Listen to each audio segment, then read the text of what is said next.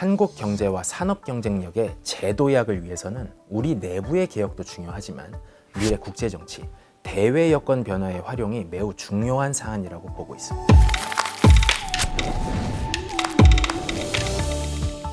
안녕하세요. 산업연구원 신산업실 경희권입니다. 2024년 11월 5일 미합 중국 제47대 대선이 어느새 2달 앞으로 다가왔습니다.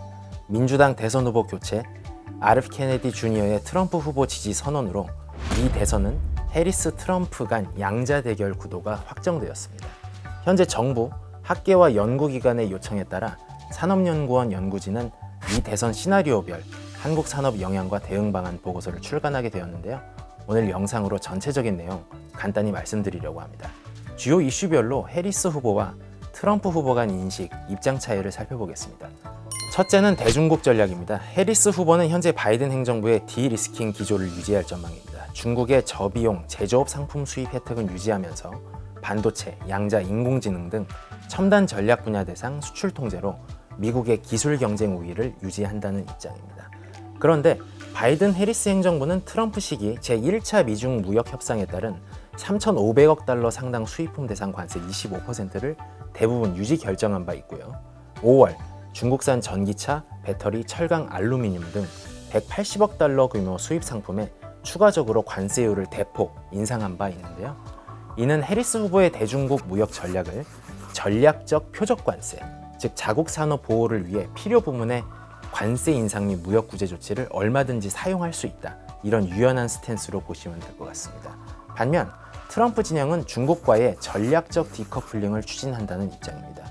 1977년 국제 긴급 경제 권한법 등에 주로 근거해서 보편 관세 10%뿐 아니라 상호 관세, 그리고 중국에 대한 60% 관세율, 최애국 대우 철폐를 언급했는데요.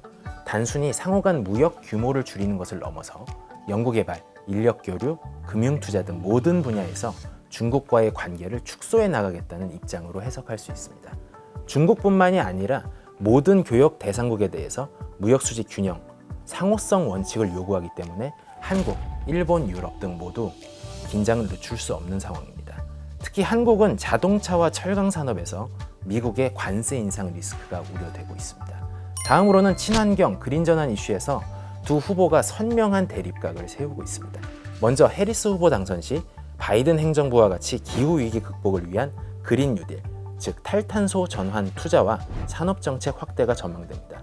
인플레 감축법, 생산 세액 공제, 전기차 구매 보조금 제도가 유지되고 우리 배터리 기업들의 현지 시설 투자 및 미래 수익성이 개선될 것으로 기대됩니다. 친환경 기조 강화에 따라 우리 철강, 화학 산업의 탄소 관련 비관세 장벽 심화가 우려됩니다. 트럼프 당선 시에는 전반적으로 기후변화 회의론, 화석연료 산업 부흥 입장이기 때문에 전기차 시장 성장이 부정적 영향을 받을 것으로 예상됩니다. 실제 IRA 폐지 여부는 11월 5일 상하원 연방 총선 결과에 큰 영향을 받을 전망입니다. 셋째는 외교 안보 정책입니다. 해리스 진영은 중국과 러시아 동시 견제, 우크라이나 및 나토 지원 유지 강화가 전망되고요.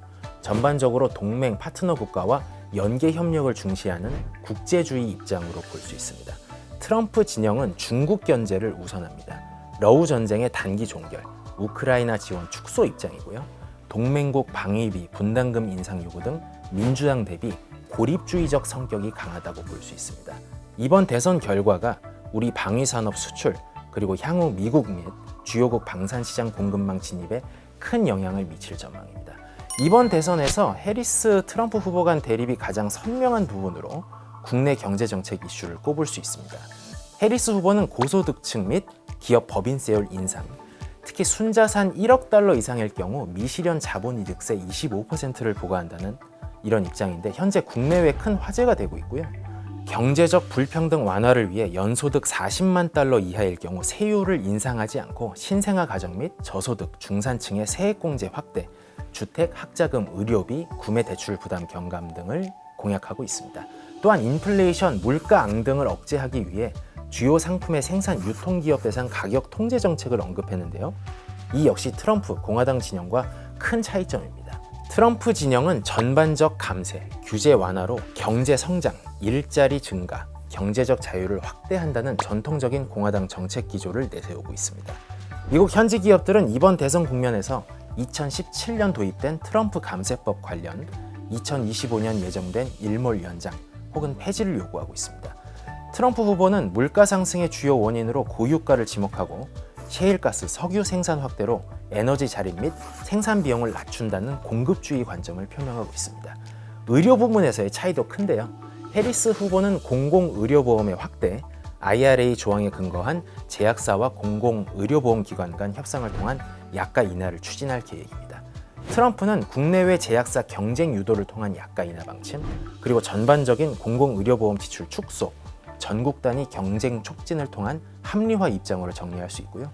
민주공화 양당 모두 의료보험 재정 부담 완화를 위해 바이오시밀러 도입 촉진 정책을 추진할 전망이어서 트럼프 당선 시에도 우리 주요 바이오 제약 기업들의 수출에 아주 큰 악영향이 발생할 가능성은 낮다고 보고 있습니다.